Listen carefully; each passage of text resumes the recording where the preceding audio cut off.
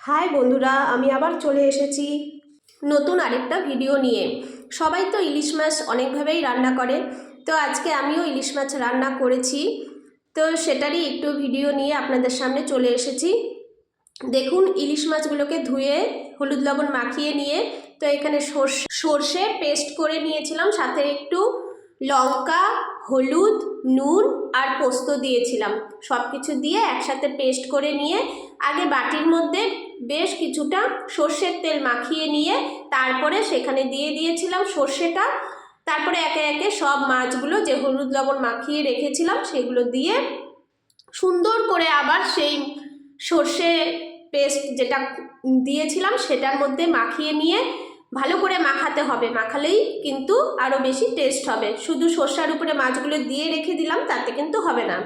দিয়ে নিয়ে সুন্দর করে দেখুন আমি যেভাবে করছি আর কি, সেভাবেই একটু করবেন, তাহলে খুব ভালো হবে খেতে। কার না ভালো লাগে বলুন? বেশিরভাগ মানুষেরই কিন্তু ইলিশ মাছ খেতে খুবই ভালো লাগে।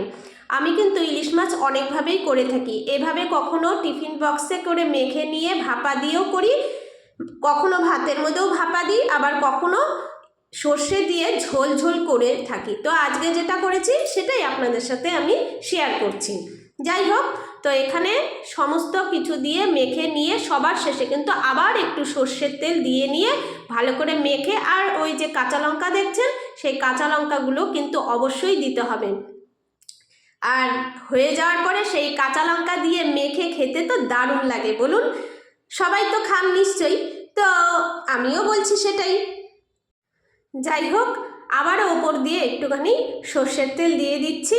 সর্ষের তেলই কিন্তু দেবেন, অন্য কোনো সাদা তেল বা রিফাইন অয়েল কিন্তু দেবেন না। সর্ষের তেলের ঝাঁঝটাতে আরও বেশি টেস্ট হয় খেতে, ঝাঁঝটাতেও ভালো লাগে। যাই হোক, এই যে রেডি হয়ে গেছে। তারপরে কিন্তু আমি একটা বড় গামলার মধ্যে, মানে একটা ডেকচির মধ্যে একটু জল নিয়ে নিয়েছি। সেই জলটা উষ্ণ গরম করে নিয়েছি। তারপরে সেখানে আমি টিফিন বক্সটা বসিয়ে দিলাম, ঢাকনা দিয়ে দিলাম। ঢাকনা দিয়ে নিয়ে তার ওপরে কিন্তু আমি আবার ঢাকা দেব। ঢাকা দিয়ে কিছু একটু চাপা দিয়ে দিব। কেউ শিলনোড়া দিয়ে চাপা দেয়, তো কোনো কিছু দিয়ে চাপা দেয়, আমি আবার কোনো কিছু চাপা দিইনি। তো এভাবেই আমি শুধু দিয়ে দিয়েছিলাম, 10 মিনিট রেখেছিলাম। একটু টকবক করে জলটা ফুটেছিল, ফোটার পরে তারপরে কিছুক্ষণ পরে আমি গ্যাসটা অফ করে দিয়েছিলাম। একটু ঠান্ডা হওয়ার পরে তারপরে টিফিন বক্সের ঢাকনাটা আমি খুলেছিলাম। খোলার পরে এই যে দেখুন কত সুন্দর হয়েছে জিনিসটা দেখতে, খেতেও কিন্তু অসাধারণ হয়েছিল, খুবই ভালো হয়েছিল। আমার শাশুড়ি তো বলেছিল তুমি রান্নায় এখন পটু হয়ে গেছো। যাই হোক, পটু হয়েছি কি না জানি না, তো যাই হোক এতটুকু পেরেছি, এতটুকু আপনাদের সাথে শেয়ার করেছি। আপনাদের যদি আমার ভিডিওটা ভালো লাগে অবশ্যই লাইক কমেন্ট শেয়ার করে পাশে থাকবেন। সবাইকে অসংখ্য অসংখ্য ধন্যবাদ।